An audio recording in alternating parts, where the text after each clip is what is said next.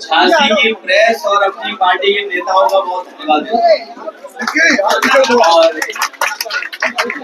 Press के लोग तो देख रहे हैं और आपके माध्यम से हम लोगों की बातें बहुत दूर तक जा रही होंगी और कुछ बात ऐसी कहते हैं पूरा देश देखेगा सुनेगा।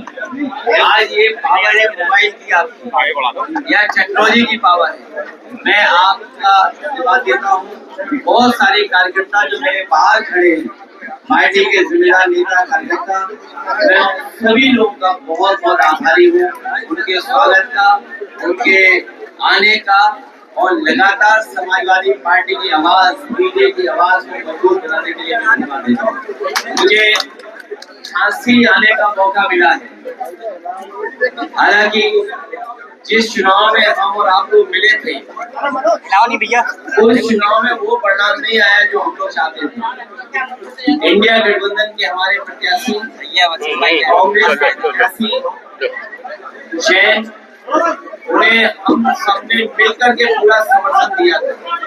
नहीं खड़े रहने दो, जो जहाँ है भाई, कोई बात नहीं। अरे वो बालकनी है, बाउंड्री नहीं है, वो बालकनी है। कोई बात नहीं, कोई बात नहीं, खड़े रहो। लेकिन शांत तो नहीं है। क्या कर रहे हैं यार? बहुत अच्छी इंडिया गठबंधन ने समाजवादी पार्टी और कांग्रेस ने मिलकर बहुत बड़ी जीत हासिल की और उसका परिणाम ये हुआ, उत्तर प्रदेश की जनता ने जो समर्थन दिया उसका परिणाम ये हुआ कि बीजेपी को अपनी सरकार बनाने का मौका नहीं मिला, बल्कि उनकी भी सरकार गठबंधन की बनी। और मैंने पहले भी कहा था, फिर वही बात मैं दोहराता हूँ, उत्तर प्रदेश से ही भारतीय जनता पार्टी आई थी और उत्तर प्रदेश से ही भारतीय जनता पार्टी को बाहर जाना है। अभी थोड़ा बाहर कर पाए हैं, 27 में पूरा बाहर हो जाएंगे। 27 में जनता ऐतिहासिक जीत दिलाने जा रही है और इसलिए भी दिला रही है, इनके मुख्यमंत्री और डिप्टी सीएम एक दूसरे का सर फोड़ रहे हैं। कभी आपने कल्पना नहीं की होगी, हिंदू धर्म के, सनातन धर्म के सबसे हमारे पूजनीय शंकराचार्य, उनके खिलाफ कोई बोल भी नहीं सकता था। लेकिन सोचिए, अहंकार ने, इस सरकार के अहंकार ने, और न केवल उनका अपमान किया, बल्कि हमारी पौराणिक परंपरा जो रही है सनातन धर्म की और हिंदू धर्म की, शंकराचार्य पूरे अपने सम्मान के साथ, गाया बाजा के साथ, अपने जितने सहयोगी साथी उनके साथ जाकर के गंगा और संगम में स्नान करते थे। हम नहीं समझते कि हमें, आपको याद होगा कि कभी किसी पूजनीय शंकराचार्य को स्नान से रोका गया। न केवल स्नान से रोका गया, बल्कि वो कई दिनों धरने पे बैठे रहे। उनके जो शिष्य, बटुक और जो कम उम्र के हैं, जो हमारी परंपरा को आने वाली पीढ़ी तक लेके जाने वाले हैं, उन तक को शिखा और जो हमारी सबसे ज्यादा सम्मानित, हमारे सर पर जो शिखा होती है, उसको भी पकड़कर पुलिस के लोगों ने अपमानित किया और इतनी पिटाई की, इतनी धुलाई की कि हम और आप लोग कल्पना नहीं कर सकते। उनके शिखा पकड़ करके भी मैं अपमानित करने का काम किया। और फिर मुख्यमंत्री जी कितने होशियार है, सोचो, संविधान और कानून के पीछे छिप रहे हैं। जिस संविधान और कानून को कभी मुख्यमंत्री जी ने नहीं माना, जिस संविधान कानून की वो बात कर रहे हैं, उसको कभी माना नहीं उन्होंने। ये दूसरों को उपद्रवी कहते हैं, माफिया कहते हैं।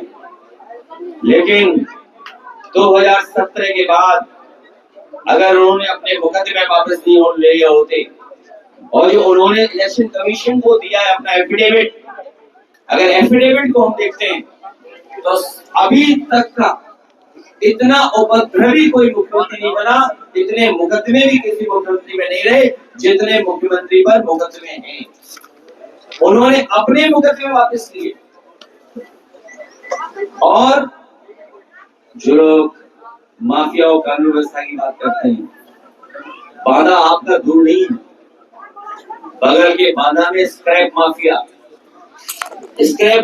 सोचिए, स्क्रैप माफिया को जेल से भगा दिया।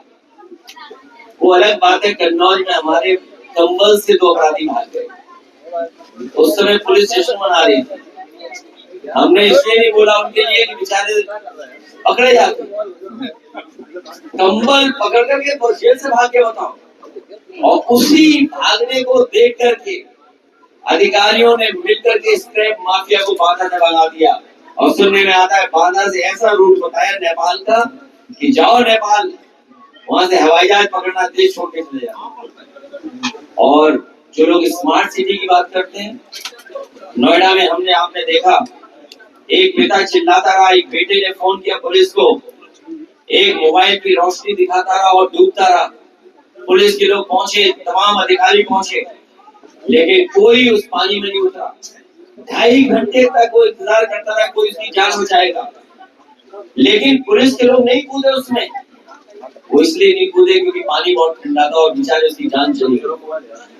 अभी जब आपने गोरखपुर के बारे में पढ़ा होगा, 14 साल का बच्चा जो साइकिल चला रहा था, सीखने निकला साइकिल, वो नाले में गिर गया और उस तरीके से उसकी जान चली गई।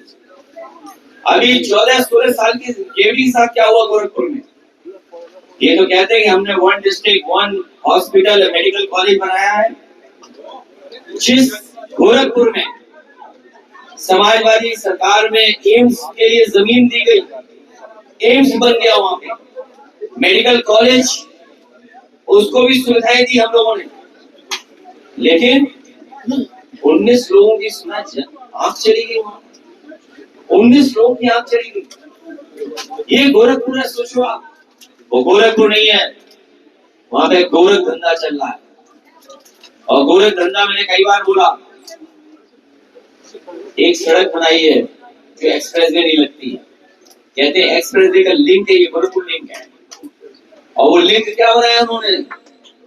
90 किलोमीटर का, 7,000 करोड़ का। बताइए, कोई ठेकेदार होगा तो गणित लगाओ जरा, हिसाब किताब बताइए। 90 किलोमीटर सड़क 7,000 करोड़ की बनी, 7,000 करोड़ की।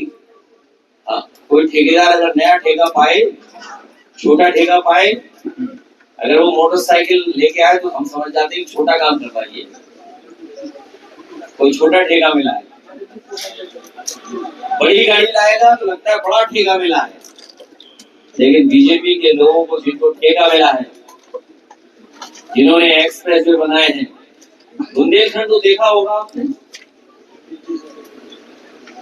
वो मोटरसाइकिल गाड़ी नहीं लाए, हवा में उड़ने वाले हवाई जहाज लाए। 7,000 करोड़ की लिंक रोड पर किलोमीटर, हिसाब लगा दो। दूसरों को कहते हैं करप्ट है, भ्रष्टाचारी।